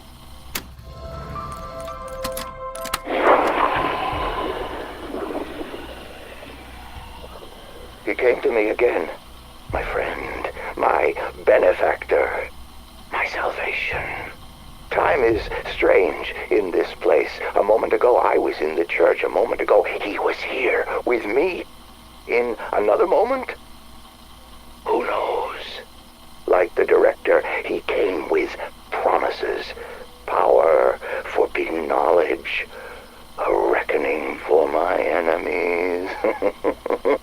But unlike the director, his mastery of the Dark Ether is real. And what's more, he promised me a way out. When I return to the world, I will be his agent. The future he speaks of, the one we will fashion together. I can hardly wait. In only a moment, we begin.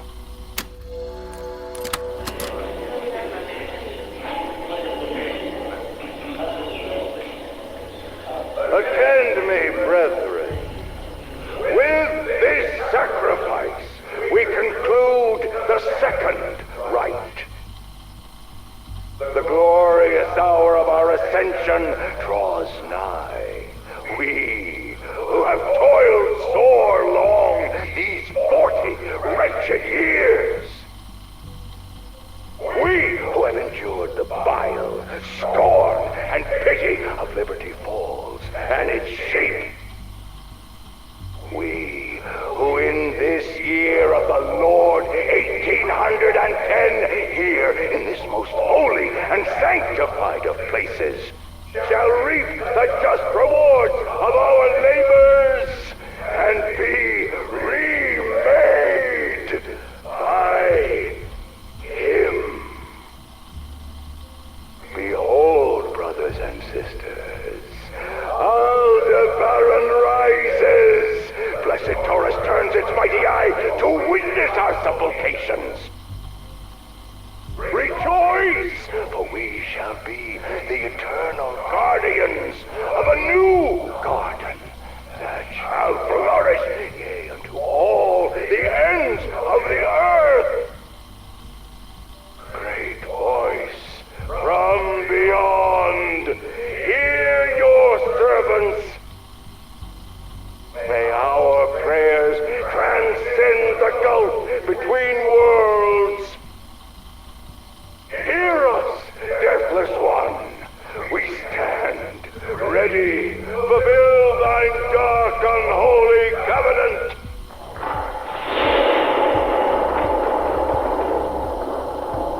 Beota she no moreta. Beota she no more lu. Beota-she no more ska. Beota-she no more te. Release us from the bonds of death. No, we had a deal. We had such agony.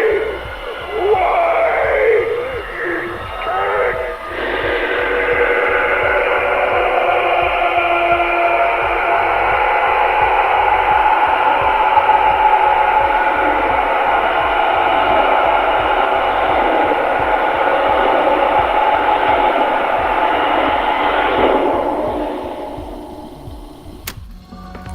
Tammy Lundberg, PhD thesis research log, recording 5, February 4th, 1979. I'm pleased to report I finally have a complete timeline of my excavation site at the estate. No thanks to Patty over at Liberty Falls Archival Library, who gave me the runaround for weeks due to her record mismanagement. Bless her heart, I was able to retrieve what I needed. So, 1770, Josiah Shem takes the land from the natives with brute force and builds like crazy. He procures hundreds of followers who, along with himself, all mysteriously disappear in 1810. Oh, note that I will be conducting a separate and thorough deep dive into Shem. 1815, a descendant of a president is gifted the house. Over the next 100 years or so, a slew of fat cats snap up the house, most notable, a steel tycoon. His campaign against a labor union got him murdered in his bed by an angry mob.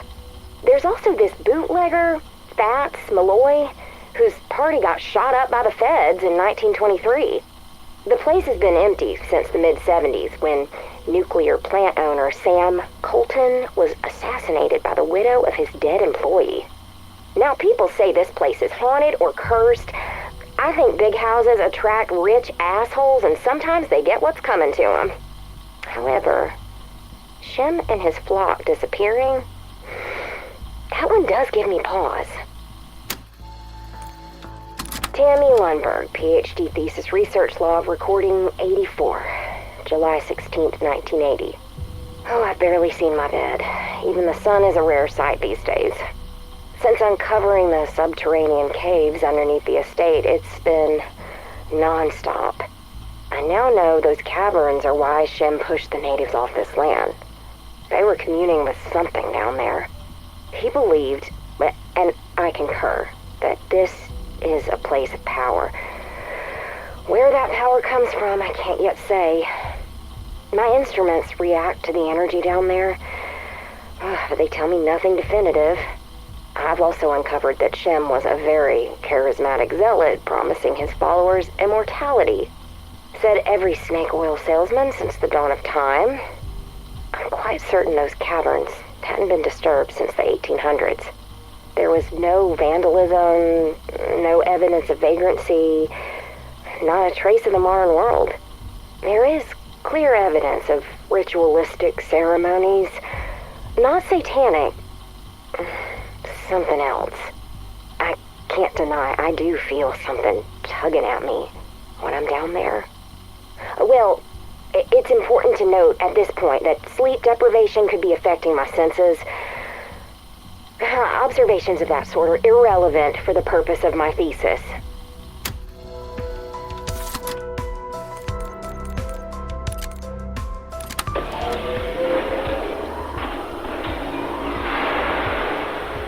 What the hell? Carver M, Weaver G, Gray E, Maxis. Oh, Sam. You motherfucker! Fuck you! Fuck you! Fuck you! Whoa. What are you doing? They took them! They harvested them! Took what? Our DNA! Richthofen took our fucking DNA! It's all here! Me, Weaver, Carver, they have Max's eggs, Maya! Her fucking eggs! But how the hell they even have those? After she returned from the Dark Ether the first time, Richthofen, he ran tests on her. He tortured her. It was horrific.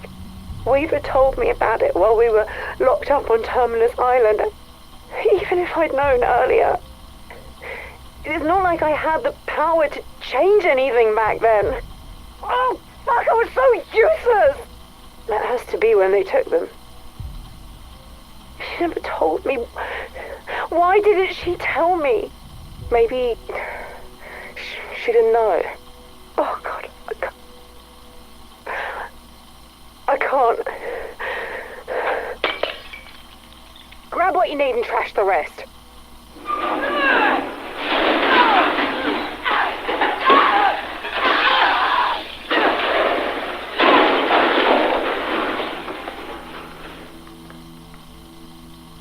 What now? Now, I am going to make myself useful. Good afternoon, Sam. Do you know what today is? Hello, Eddie. Today is November 5th, 1989. Correct. And it is the day that we'll play our 25th chess match. 12 games each. We are currently even. If we were to assume that today would be our final game, This would be the decider. Do you want to play as white or black? I can't remember how many times we've alternated. I can. But I think you should make the first move today. Pawn to f3. Huh. Okay. Pawn to e6. Are you ready for my next move? Yes, Sam. I think I am indeed ready for your next move. Pawn to g4. Why are you doing this? I am not doing anything other than playing chess. You know what I'm talking about. You are not foolish. No, Edward. I am not a fool. Queen to h4. Checkmate. Oh, you win. That was easy, wasn't it? Our previous games have been close and competitive. Why would you play this way? I told you. I am no fool. Nor am I, Sam. So what made you do what you just did? Simple. I wanted the match to end. I am tired of playing games. This is Max Caldwell, Maintenance Director, Project Janus. I don't know what I'm going to do with these recordings yet. I just know I have to make some kind of record. I need whoever hears this to understand what's really going on here. Director Richtofen is attempting to... I can't believe I'm going to say this. He's attempting to rebuild his deceased family. He's shipping in clones. I've seen him, watched them, just struggle to exist. I've seen a few of the boy. I saw one that was supposed to be the wife, I guess, but it's like they're puppets with missing strings. Cold and pale. They struggle just to walk or even look him in the eye. I mean, at first, he acts like they're real. He cares for him, but when they don't improve, he leaves him with the doctors. Tells him to harvest organs and samples. He says everything holds up better when they're not put under. So they're awake. For the whole damn thing. I mean, they feel it all. I can't sleep without seeing him in my mind. I hear him, too. I mean, it's painful for him to try and talk. They sound like dying animals or something. I hear it every fucking night. He's got too many friends in high places. I can't end it alone. But it has to end. I mean, it has to. And this is Maintenance Director Max Caldwell recording further testimony in Janus operations. Sam's never sat right with me. She talks to us like we're morons and that she's in charge. I'm responsible for the equipment that our strike team's taken to the ether. Last expedition? It's a disaster. Tons of malfunctions I couldn't explain. I personally did an audit to ensure we had performed our tests up to my standards. Then I asked Sam to confirm that my team had used their badges to enter the equipment locker at the times they told me. She confirmed and asked me why I was auditing. I told her about the malfunctions, and then she said it was her. Yeah, she said she wanted to see how the team would respond to the stress out of curiosity. I asked her if Richtofen told her to do it, and she said no. This was an experiment she conducted on her own. What the fuck am I supposed to do with that? She knew how dangerous it would be. She didn't care. Because she's a goddamn robot that doesn't give a shit about any of us. And I've been talking to people around here. They've reported all sorts of crazy things she's done. Everyone's in danger. And that includes the director. 5th of January, 1988. Ether Reactor Operation Log, Entry 27. Project Janus Director Edward Richtofen speaking. 5 days ago, Ethereum was released into Reactors 1 and 2. The slow drip into the containment colliders is functioning as planned. We already have near limitless energy. There have been unexpected benefits as well. Before the first day of operation was concluded, what can only be described as vegetation began to grow around the reactor nodes.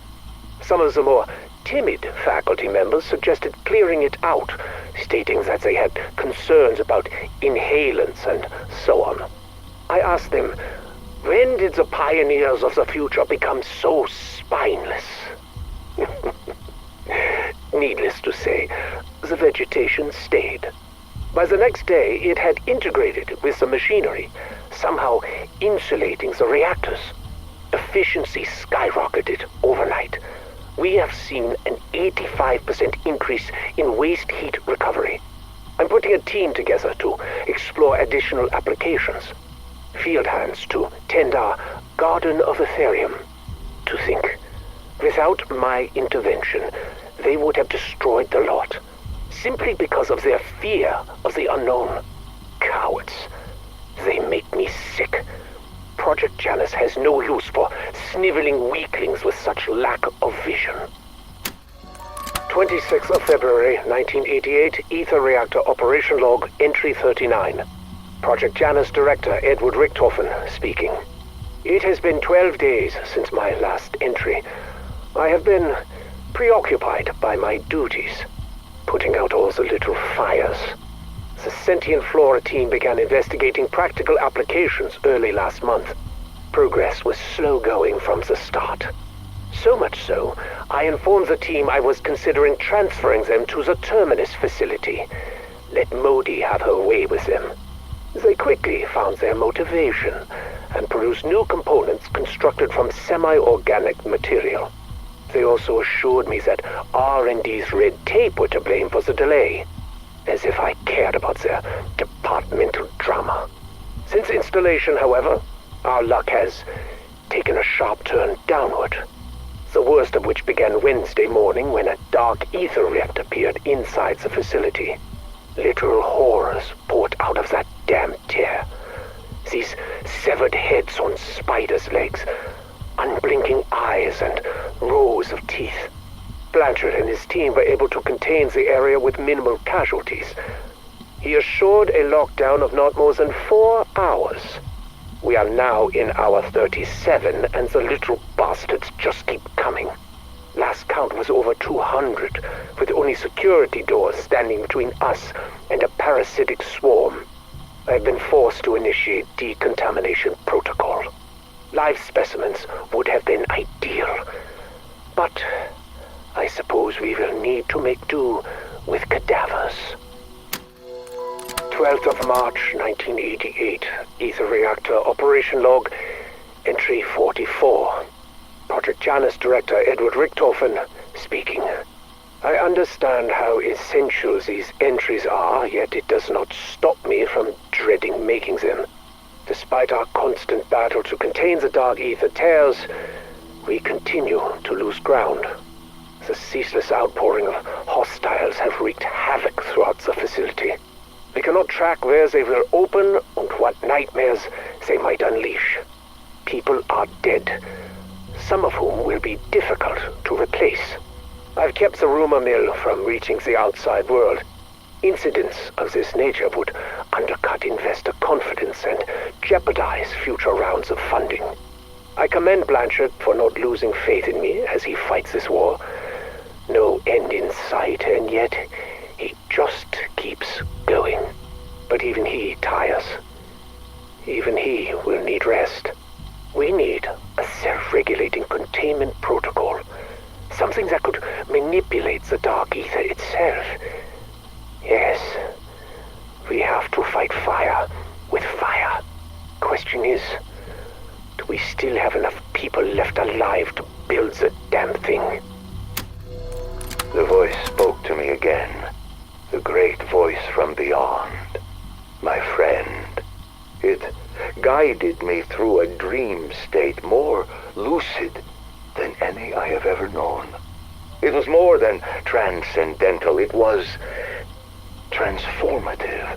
I saw through the mist and fog. My gaze did not linger upon the foul wretches that wandered in search of prey. I looked upon the sprawling landscape beyond. Though this place was shrouded by darkness and tainted by trauma. I saw light. I saw brightness. From the fields, I glimpsed a farmhouse, a sunken town, rustic and ravaged by age. A cabin overlooking the inky black water of a lake, and a pyramid somehow floating in the distance. A single tower still stood tall. Though I was alone, I knew no fear as I walked across this unfamiliar realm. When I felt a yawning hunger deep in my belly, the voice guided me towards a place of nourishment. My eyes feasted upon its saturated colors, and my appetite was swiftly sated. My thirst was soon quenched. I knew for sure this was so much more than a mere dream when I read the sign. My friend confidently issued a solemn promise. This land that once was will be restored, as will I. Yes, I think I get it. I see how the etheric currents are focused now. Say it again! Why must we go through this so many times? I was almost a god. Am I now reduced to your plaything? It does its little trick, or its brains get scrambled again. No, enough. I will not.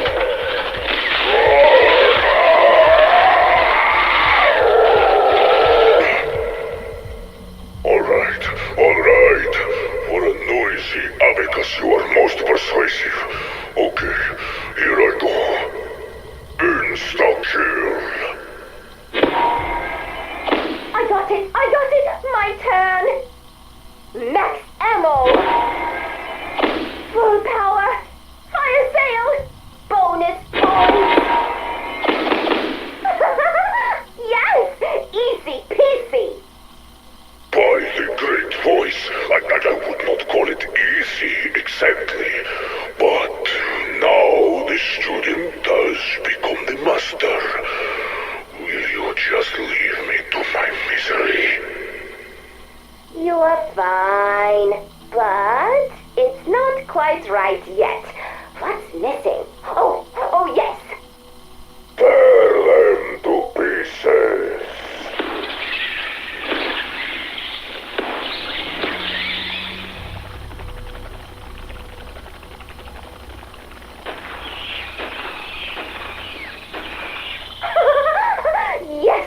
Yes, this might work after all. What? That was my voice. What are you? There are people who must be compelled to get something I need. If I just ask, there is a 97.38% chance they will decline. So you see, I am going to have to be very, very, very convincing. You are going to impersonate my magnificence to manipulate pathetic mortals. That is a small part of the scenario I will need to construct in order to make them believe that their decisions are their own. But in a nutshell, yes. The audacity. I do not hate that. Eddie, I would like you to reconsider your stance on creating a body for me. What's this again? Sam? Hear me out. Think how beneficial it would be if I had a physical form. You're always talking about how you wished you had an extra set of hands. That's not what Those explorations in the Dark Ether come at such a high cost. Even with my help, you have lost so many people already. We both know that in my current form, my consciousness cannot survive exposure to the Dark Ether for long. Prolonged exposure to the alien physics there would cause my quantum fields to collapse. My mind would implode. But organic matter isn't impacted the same way. If I had a physical body, just think of how much I could accomplish, of how many lives I could save. Typical. You would gloss over the potential ramifications, the unchecked control and freedom you would then have. No, we would be partners. If you gave me this, You don't actually expect me to believe that. Maxis was loyal to her friends. You cannot suggest I wouldn't be the same. Ha! Loyal Maxis. Here's a story. In all her sanctimonious arrogance, Maxis went into the Dark Ether to fight the Forsaken and protect her friends. She picked a fight she foolishly thought she could win, and the Forsaken eviscerated her for the trouble. No one mourned her there. Her death was just a consequence of the natural order. The Dark Ether simply did its part and absorbed the scraps that were left. The end. Now, let me ask you this. What on earth makes you think you could do any better? There must be other ways. We still have her DNA. You could build me a body from that. All those cloning projects, I have seen them. Damn it, Sam, shut up! I'm done having this debate with you. Focus on the project. No more distractions. Soon Franco will locate my father, and I will use the artifact to bring Samuel and Mary back. What I will not do is give in to the whims of some petulant clockwork girl. Eddie, please. Please. I live with a foot in each world, but I do not belong to either. If I carry on like this, it will destroy me. Then it will destroy you. Project Janus operator Josephine Scazzari reporting. It's only been 3 weeks since Sam joined our squad, and it's hard to believe we survived this long without her.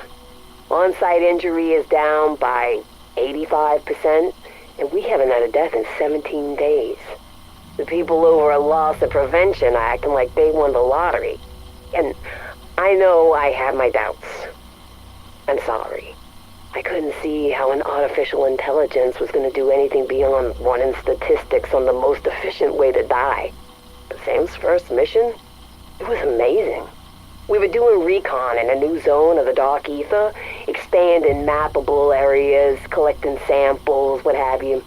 We just finished bagging up this weird fungus that I knew the bio team was gonna drool over, and bam! Hostiles got the drop on us.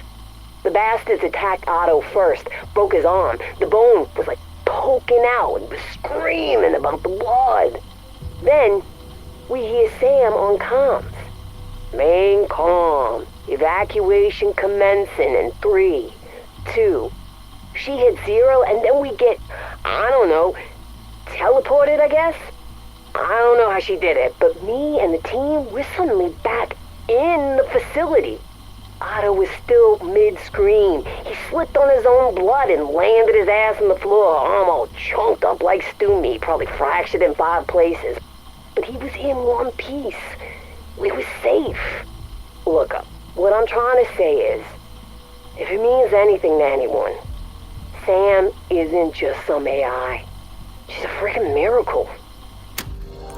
Weaver, there's something very important I need to tell you. Kinda busy, Sam. Just listen. It's about the man who recruited Edward Richtofen into the CIA. A man named Kruger. They first met in Vietnam. Then Eddie was a fighter pilot. And? Kruger saw something in him and put him to work in the Directorate of Operations. Kruger's secretary, Mary, would eventually become Eddie's wife. She noticed things about Kruger. Troubling things. He was secretly funneling weaponry to the French syndicate in Avalon, pocketing the funds and covering up their human trafficking operations. She gathered evidence against Kruger, but kept Eddie out of the loop for his own good. What's this got to do with me? Mary sought whistleblower protections. Kruger learned that Maxis was the case officer assigned to secure her and young Samuel at a safe house. Holy shit. Do you mean? Yes. Kruger silenced Mary by arranging the hit you carried out. He lied to you about the target. It was not your fault. You and Maxis were set up, and Kruger made sure his friend, Eddie, blamed you. This whole time, all the shit Richtofen put us and himself through over a fucking lie. I just thought you should know, regardless of whom you decide to help today.